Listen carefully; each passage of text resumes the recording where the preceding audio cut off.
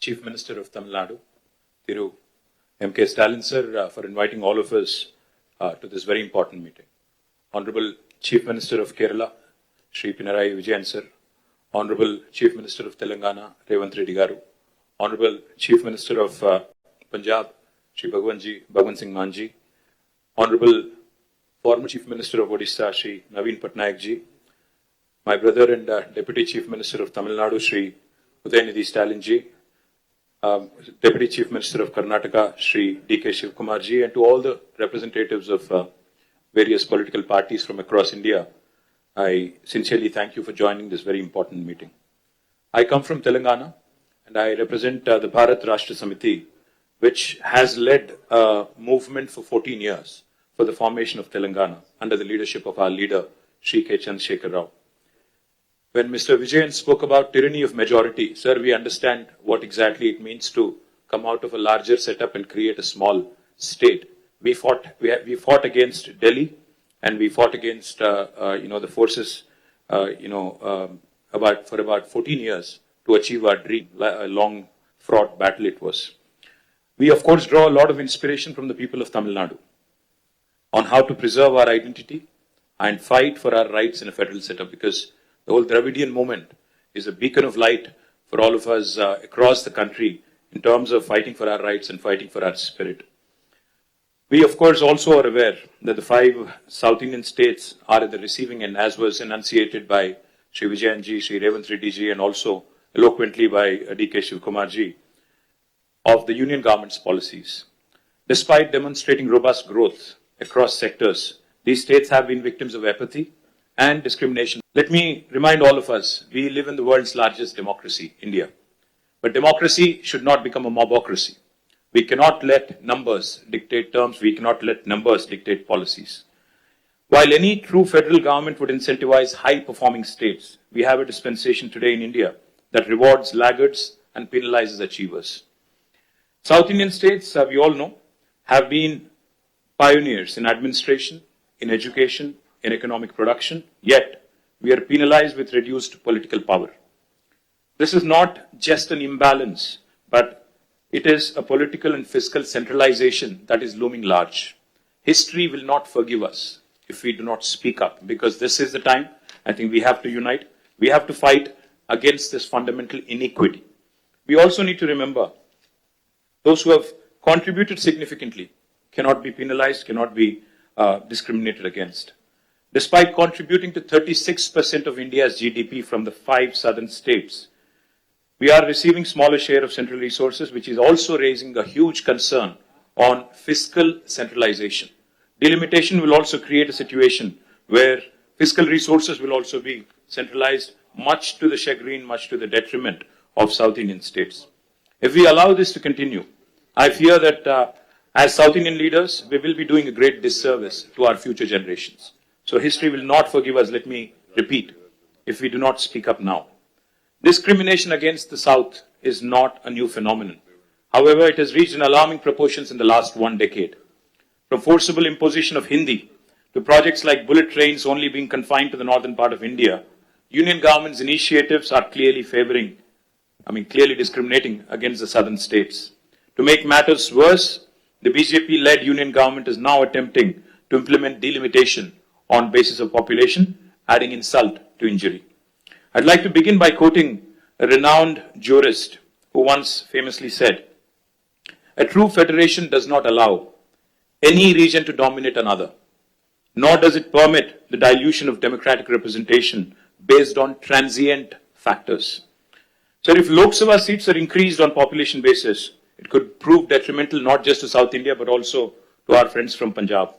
If not approached cautiously, if not approached with utmost caution, this could impact India's federal balance and heighten regional disparities. We all are Indians first, and then I think we have sub-regional identities, and we cannot have that be challenged. India is not a collection of administrative units.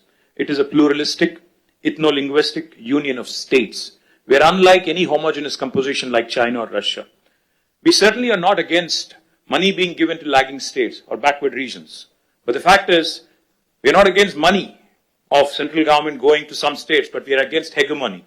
We are against this superior feeling that, one region is above another. As we are all aware, as was mentioned by all the leaders here, the freeze on seat allocation happened in 1971 after the census. Then the South India effectively started controlling population. Of course, we all know the story. Now today, we are about 24%, as was pointed out by Telangana CM.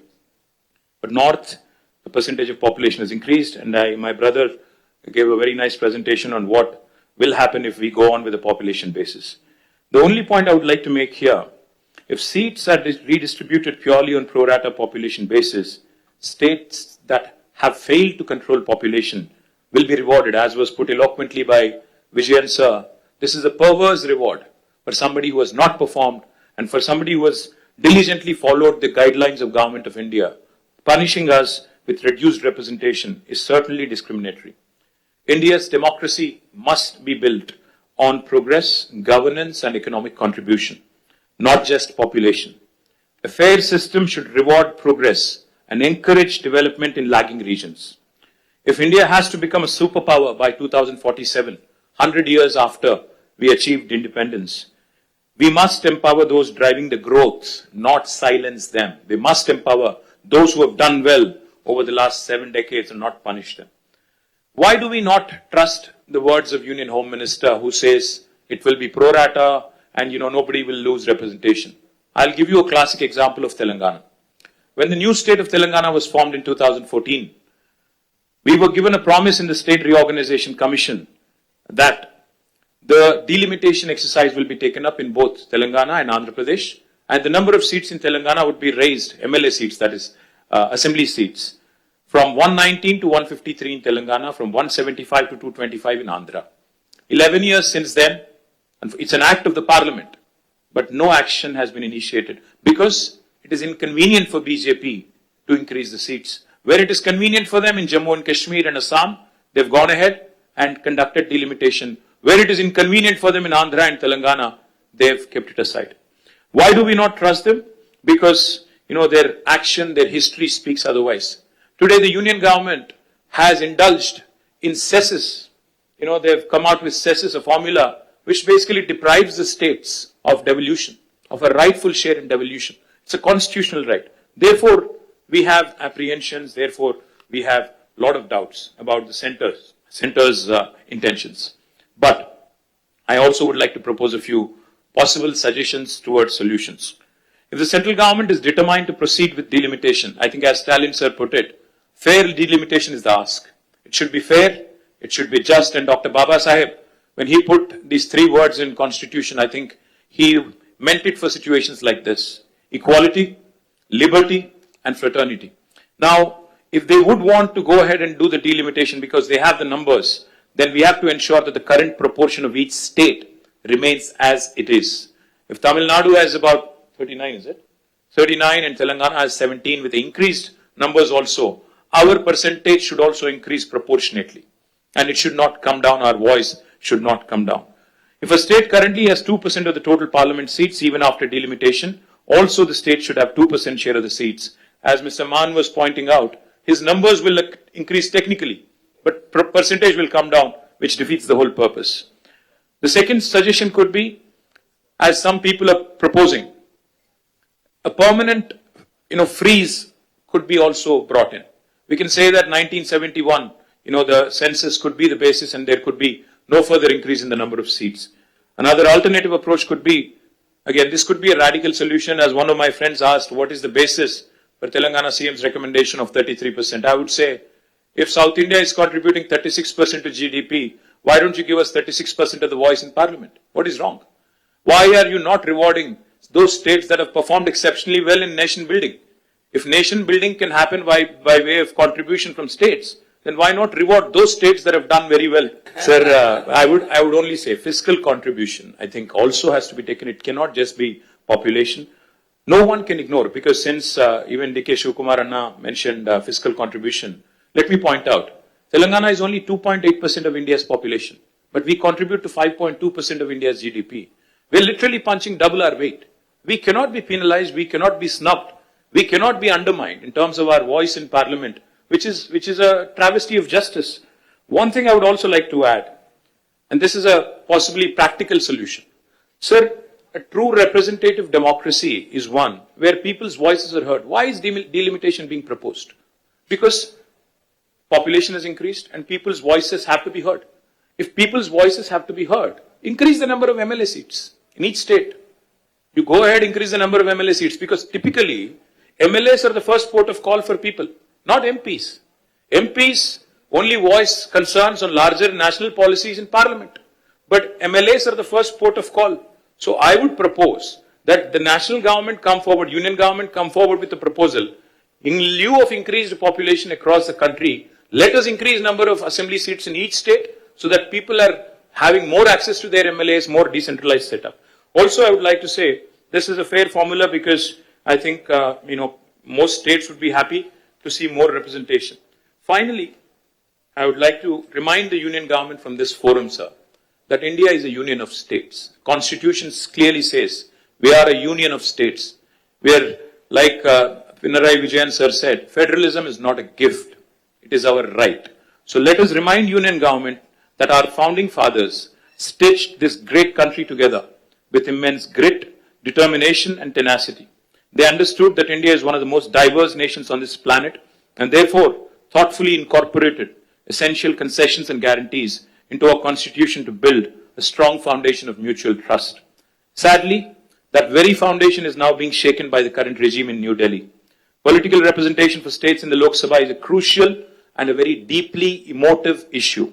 The union government cannot be callous. They must not take any hasty steps without broad and inclusive consultations involving the people, political parties, state governments, independent activists, people's organizations, and civil society groups as well. India has just completed 75 years of its existence. Our national leadership should strive to heal the old wounds rather than create new ones.